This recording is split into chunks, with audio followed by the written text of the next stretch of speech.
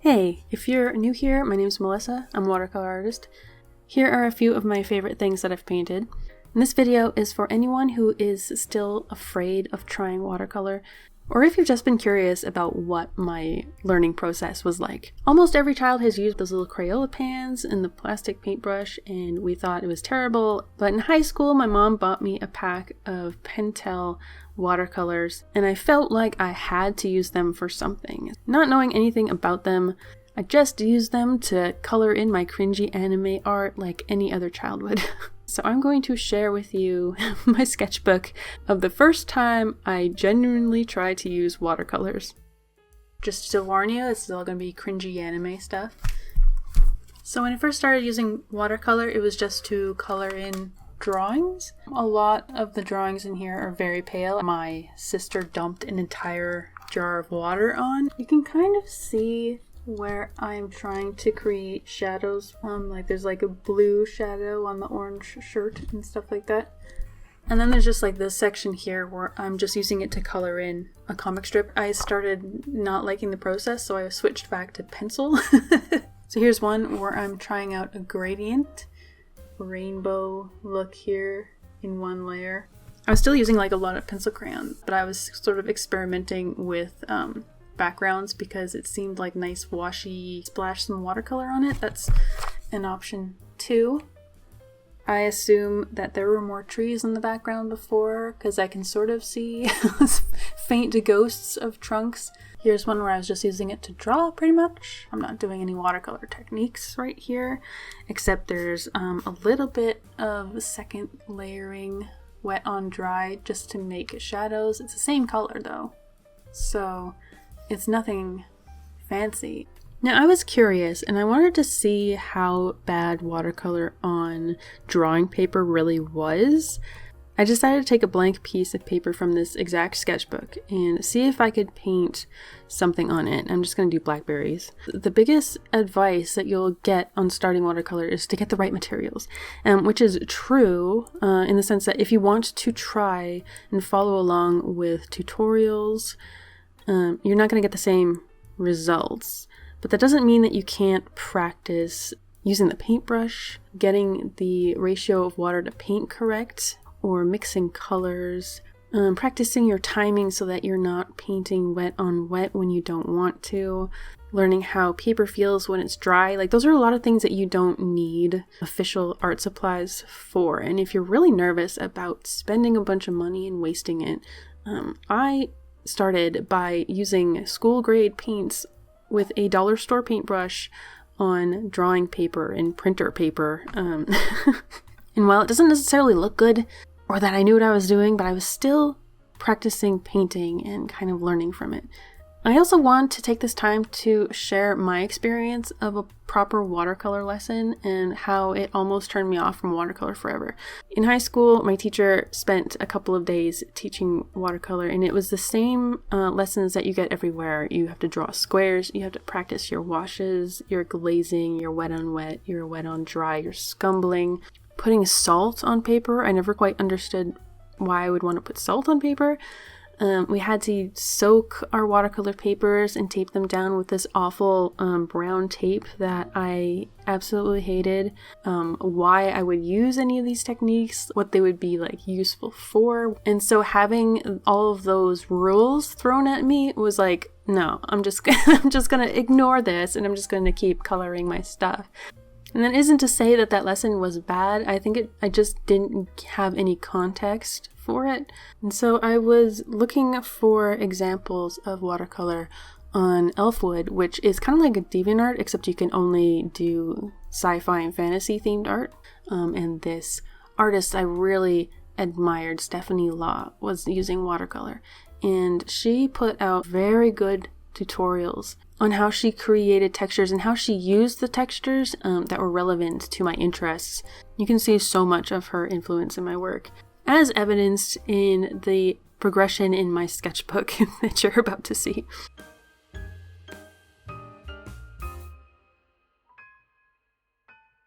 This is a very Stephanie Law-esque one where I was experimenting with her painting the background and then painting it again in different places, and other places are not painted again. So this would have like one layer here and 2 layers here. It doesn't look good.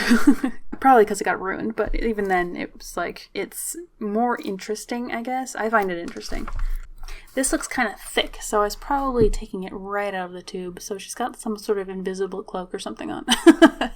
I left a little line blank to kind of create a distinction between her clothing. And here's another one, the exact same concept. I can't tell if I painted it twice with 2 layers or if I literally just made it darker. Notice how there's no interesting textures on these trees. Again, like I really did take to heart the whole paper white is so much better than painting with white paint. So I painstakingly painted around any little white parts. Don't laugh, because I know that the world is so different now and y'all are so much better now, but I think I was in the 12th grade.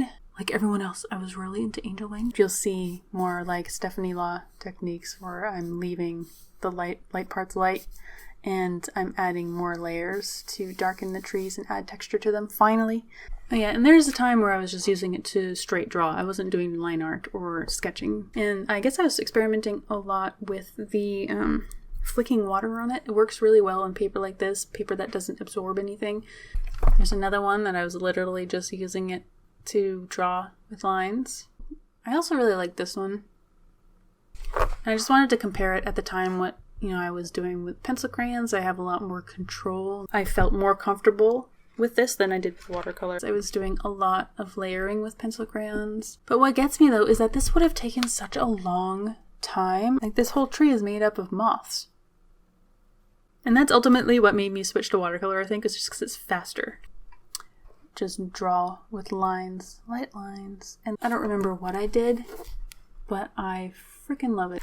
I love how this just like this dark, very high contrast thing. There's no lines. I didn't do a drawing beforehand, I don't think. It's just vibes. This looks like crap. Okay, so I think we had done a watercolor class in high school. And this was me attempting to do a wash. This section here is kind of neat because it's got like all these nice ripply edges and stuff. What clicked for me is my friend was flipping through my sketchbook. She looked at this and she's like, even though this is just a square, it looks like a piece of abstract art. But when she said that, I guess it kind of clicked something in my external validation. I was like, really? It made me see watercolor in a different way, and she's right. So every time I make something that is not that great, her voice echoes in my mind. It's like a reminder, like, no, actually, just the textural quality is amazing. Here, I just wanted to show you the different results that happen between stages of art supplies.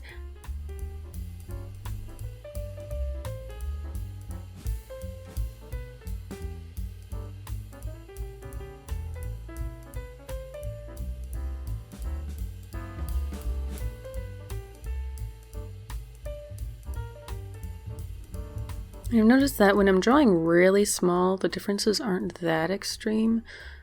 It's if I'm filling a large space that I find that I struggle the most, the further that I downgrade from that 100% cotton cold press paper. And in this one, I am just painting a ground cherry. And on one side, I'm starting with more defined lines of the ground cherry skeleton. I picked something really hard. And on that one, I was going to use a negative painting technique, which is that I'm trying to preserve the white of the paper and I'm leaving blank the things that I want to be white and only painting the background colors around it. And this is incredibly tedious and takes a very long time and requires a lot more planning. The ground cherry on the right, I'm going to paint it again, except this time I'm just going to paint the cherry in the background.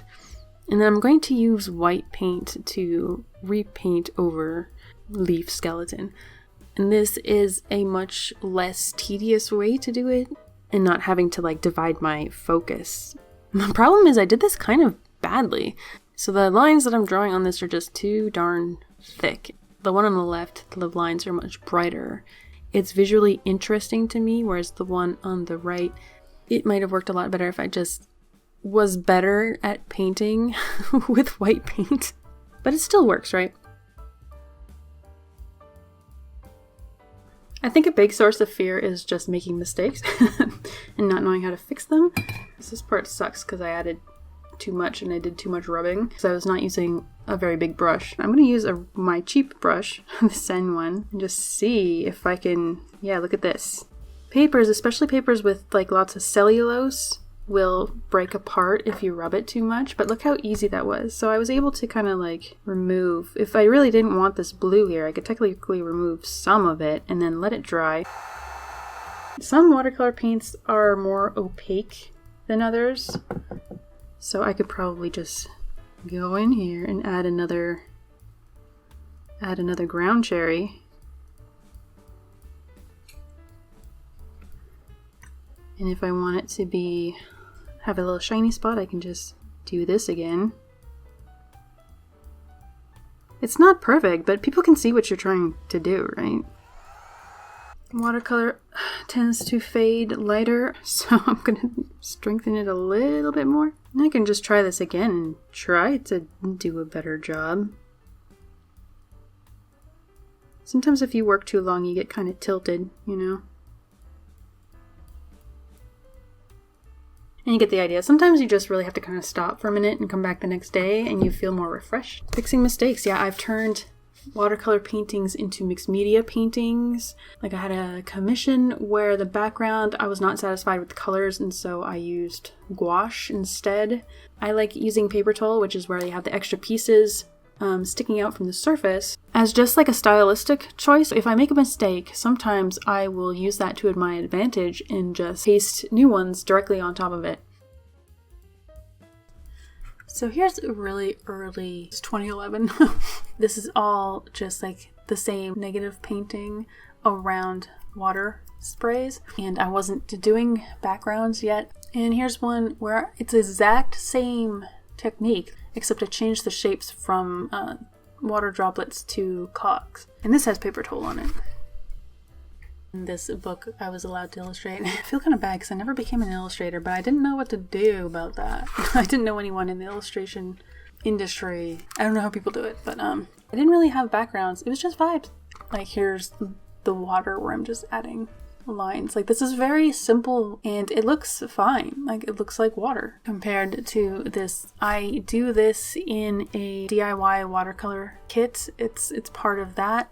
So if you wanted to try that for yourself, I'm hoping to get a digital version of the watercolor kit so you can just do it without having me to ship you something. And then I actually used white paint. So while this one looks a lot more juicy, this one is still fun. Studies of traditional watercolor techniques, and this is wet on wet abstract landscapes. It's a hot press of some kind, very faint lines with the brush just to add more interesting texture, otherwise this section is very boring. Almost looks like a stain on the couch or he's drooling. You can see all the pencil crayon that I used to do the lines. In fact, I highly recommend that technique for quick sketches and stuff. I used the watercolor to block out shapes and I added textures and stuff with it just to kind of fill in space and make it go fast. Pencil crayons to add the shadows and textures. This is the Canson XL using watercolor as a coloring medium. No shading, no nothing. It looks cool. This one's more traditional as well. I would have started with like a rough sketch of a house, but everything in the front is very just spontaneously painted. I wanted to try the wet on wet abstract landscape again so that we can see what we can do with the wet on wet technique. The one that scares everyone, the one where the paint just bleeds everywhere out of control. A very heavyweight cold press, 100% cotton. And this paper is really good for wet on wet because it takes so long to dry, so you have lots of time to work with it. So I'm just going to wet it with my larger brush in my dirty water. And I'm just going to wet this whole thing. And I'm going to make sure that I'm painting on the correct side, where the texture is bumpy, whereas like the back side is going to be more flat and like with little potholes in it. So you want one that like bumps upwards, if that makes sense. Some of them are just impossible to figure out. I think the purpose of this practice is to play with depth. So there's like a foreground, a middle ground, and a background. So the background, I'm going to do a sky. This is going to be just a really quick, maybe I want some vignetting in the corners. Just playing around, pushing paint. I don't want to rub the paper too much. I could use a paper towel to make clouds. You can hardly see it because there's not that much paint here. And I could drop a bit of blue on the bottoms of these clouds because where I dabbed the clouds, the paper is like more dry. There's no water there anymore. So it's just going to bleed kind of around them. Maybe they're like casting shadows in a way. And while the painting is still extremely wet, I'm just going to drop in some color here. I have a cloud here, so that's going to interfere with my bleeding. So the goal is I want it to push around. I want it to bleed everywhere, make a mess. Maybe add some brown tree trunks. I'm just going to let it bleed a bit. I'm going to pat dry this section here because there's a little bit of ground that bleeds into the scenery there. There's also a stream that cuts through it, so I'm going to just kind of start a little ground here so that it can blend up into the background a little bit. Payne's Gray is my favorite color because it's just so pretty. Some shadows, maybe some stones or something. And just let that bleed out.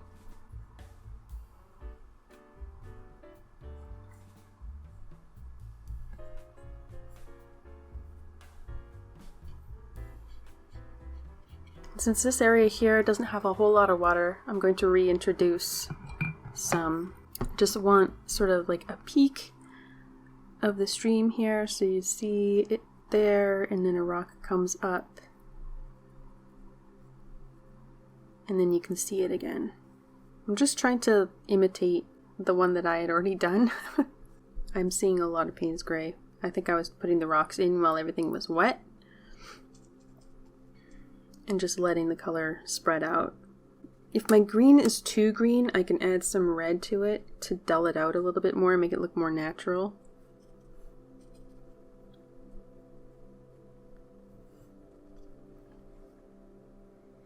And it just looks really interesting with all these colors. Now I'm going to dry this just a little bit. So the background is not soaking wet anymore. It's not shiny, but it's still damp. I can tell because when I touch it, it feels wet and cold. Because I want to do some more closer trees, and I'm going to do more leaves with a much like thicker, deeper color. And it's still going to bleed, but it's going to bleed a little bit less. And I'm doing a bit of like a scumbling. It's more like a, psh, psh, psh, psh, psh. Like if you've ever seen the movie Stepmom. And the goal is that these trees, because they have slightly more definition, they're going to look closer and more in the front of the other trees that are just kind of making impressions in the background. Now the shapes I'm doing look a little bit like fir trees. But there are deciduous fir trees, so I'm gonna go with it. Like maybe some can still be green. I think this is actually an assignment you can find online. I'll try to find it and put it on the screen. And that's kind of how abstract I'm trying to go for, and I'm trying not to overdo it, but I'm gonna add a little bit of orange just to like mix up the color a little bit. Make it more interesting. And now I'm going to dry it completely. This is dry now. I can tell because it's warm to the touch. It doesn't feel clammy. So I'm going to add some tree trunks to this, and it's going to make this look more tree-like.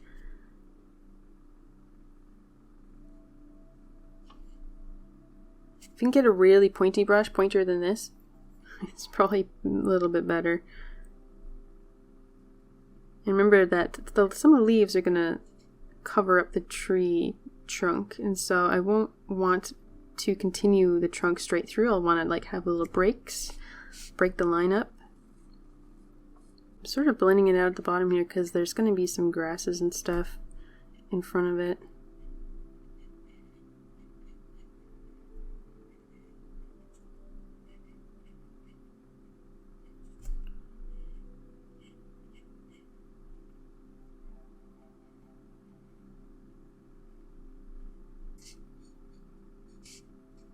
I don't want to go too crazy because then it's not going to be very abstract anymore. I got these pretty Payne's gray stones going on over here. And I'm just gonna make little rocky shapes.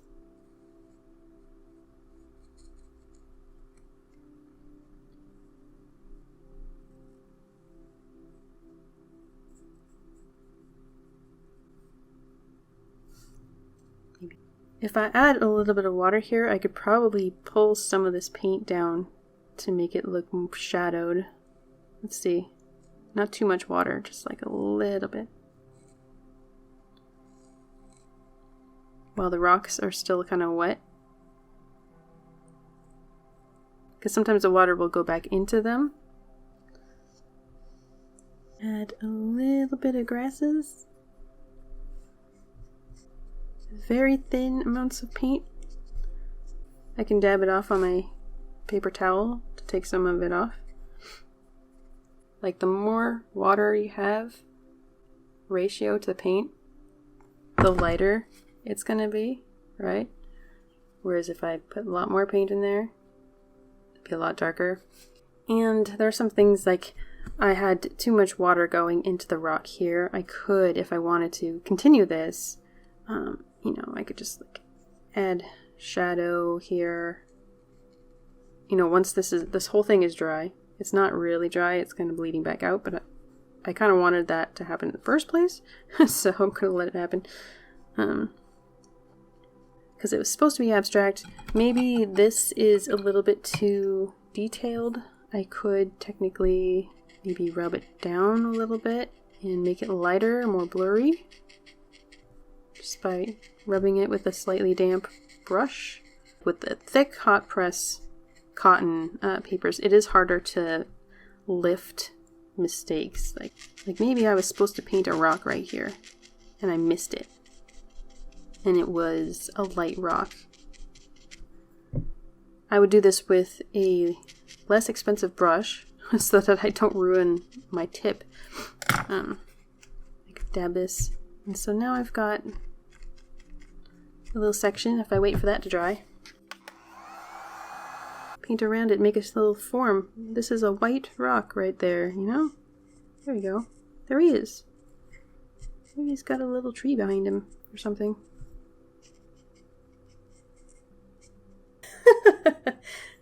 And this is why I love watercolor, because if this was just a half-finished painting, if I wanted to keep going and add more details, it's still pretty cool and interesting with all these textures.